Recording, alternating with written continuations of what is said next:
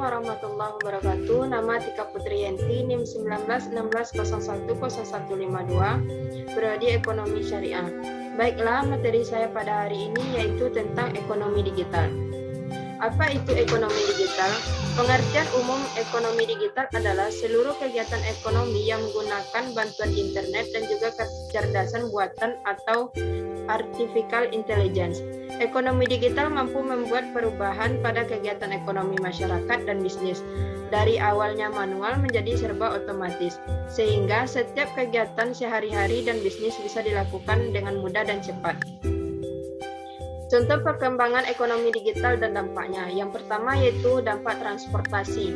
Karena adanya perkembangan ekonomi digital, maka sekarang kita sudah tidak perlu lagi menggunakan ojek di pangkalannya. Cukup dengan beberapa kali klik saja pada smartphone, maka ojek yang Anda pesan bisa datang menjemput Anda. Yang kedua yaitu kesehatan. Pengguna layanan kesehatan pun saat ini sudah tidak perlu lagi pergi ke rumah sakit. Dengan kehadiran aplikasi layanan kesehatan seperti Halodoc, konsultasi dengan dokter dan membayar resep obat pun kini bisa dilakukan dengan secara online. Yang ketiga yaitu perbankan. Proses bisnis yang saat ini sudah serba digital dan otomatis membuat industri keuangan terus berlomba dalam membangun fintech seperti e-wallet yang dibuat oleh perusahaan startup Oppo dan Dana. Yang keempat yaitu bisnis.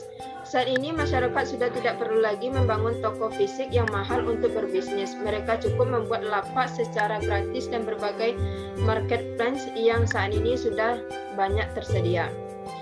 Yang selanjutnya yaitu peluang bisnis ekonomi digital. Yang pertama yaitu peluang untuk bisnis transportasi.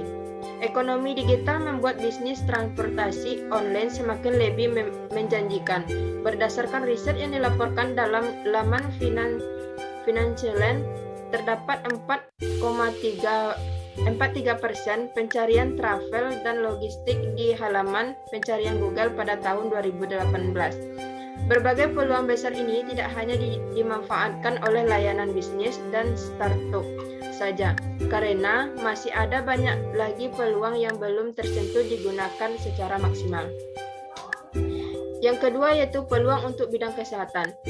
Kehadiran ekonomi digital membuat masyarakat Indonesia mulai berpindah menggunakan layanan kesehatan secara online.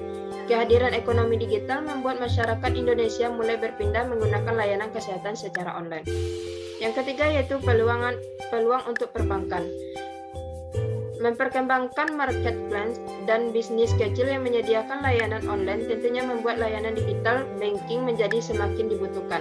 Peluang tersebut memotivasi banyak bank untuk mengembangkan fitur digital banking. Berdasarkan Otoritas Jasa Keuangan, terdapat 7 bank nasional yang sedang bersiap untuk melakukan go online. Dan langkah ini diikuti oleh 93% bank daerah. Yang keempat yaitu peluang untuk UMKM. Berdasarkan riset yang dilakukan Mandiri Institute, sebanyak 9% UMKM mengaku mengalami peningkatan pendapatan, sedangkan pebisnis UMKM yang belum memiliki akses digital mengalami peningkatan pendapatan hanya 4% saja.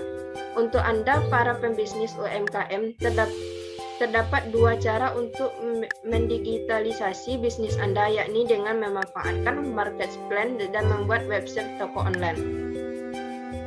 Sekian penjelasan materi dari saya tutupi dengan wabillahi taufiq wal hidayah. Wassalamualaikum warahmatullahi wabarakatuh.